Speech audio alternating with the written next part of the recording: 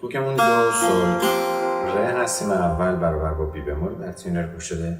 در این قطعه سی بمول و می کرون داریم. در آغاز سی کرون شده، دو سی ره راست چپ راست تکریز می کرون میریم ریم دون دون چپ و بقیه راستن. سی بمول میشه سی را سی لاد لاد سول سول لام فا هستیم زرد فا فا سول لا.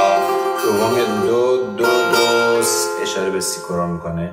سی دو سی دو نه چپ راست هستن. سی دو سی دو سی دو سی دو به چپ میخوره. دو اشاره به سی کرون میکنه.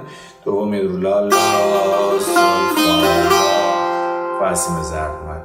لا تریل لا لا سول لا تریل و چپ تکریز لا لا سول لا سول لا سول تریل و چپ تریل و چپ تریل و چپ.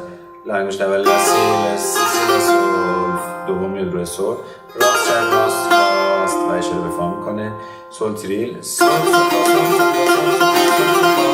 تریل و چپ تریل و چپ تریل و چپ سول لاس لا سول سول فا راست چپ راست چپ تکریز فا تریل میخوره فا فا تریل راست فا کمان کمان